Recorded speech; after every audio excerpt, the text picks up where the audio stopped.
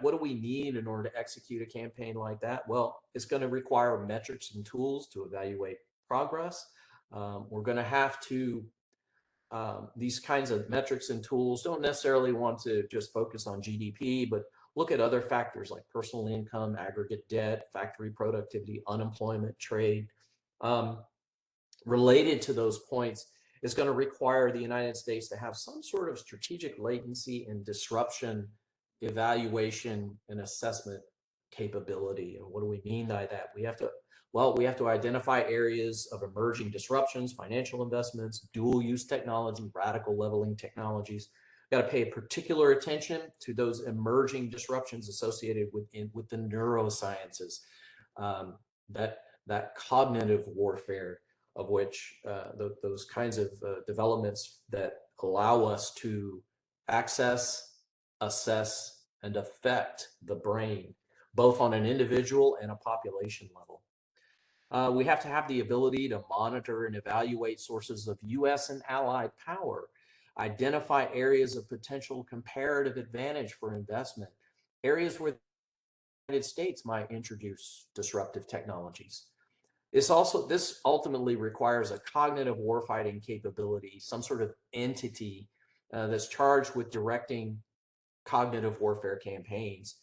You have to be able to do the following things. You have to have some sort of ISR of the cognitive space. You have to be able to prepare and execute cognitive and counter-cognitive campaigns. You have to be able to evaluate, exercise, inform, harden the U.S. decision-making process, as well as conduct and coordinate influence campaigns, both friendly and hostile. A lot of times our target is not necessarily the Chinese. Our target is often our friends, partners, allies, ourselves. That requires, deconfliction of rules and authorities and laws. But, oftentimes it's more important to talk to your allies than it is to talk to the adversary and make sure that you're on the same page. And therefore, how well do we understand and evaluate our own friendly foreign decision-making process? How well do we understand how the Brits make a decision, how the Japanese make a decision, how the Australians make a decision? That's very important. All right, next slide. Obviously, there are going to be concerns and objections.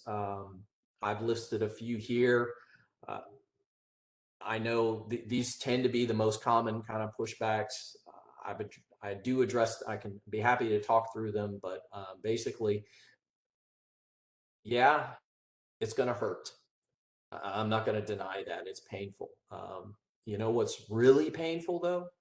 Getting in a war. And what's really, really painful?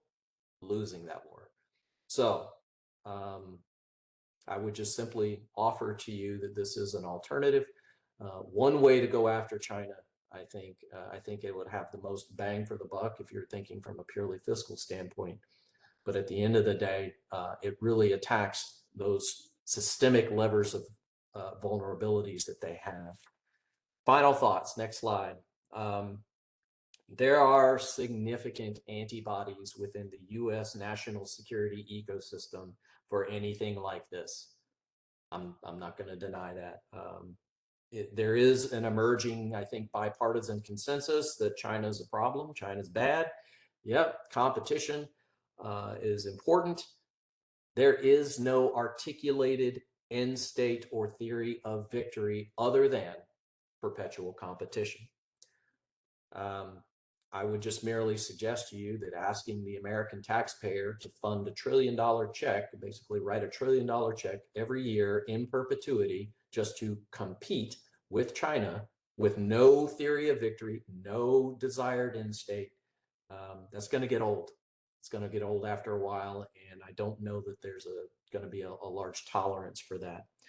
So this proposal is an attempt to drive at an end state, principally using non-kinetic cyber-enabled information campaigns to achieve a strategic end state. Many who are going to look at this are going to have problems with it. I get it. It's okay. Executing this campaign, I believe, would cost much less than recapitalizing the entire United States military, while at the same time modernizing our nuclear forces, while at the same time adding on the whole laundry list of everything else that DoD wants.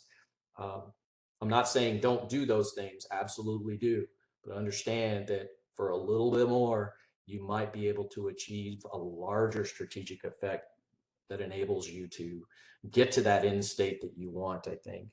Um, so ultimately, though, this is going to take persistence and time, and I think time is running out. So we have to act now.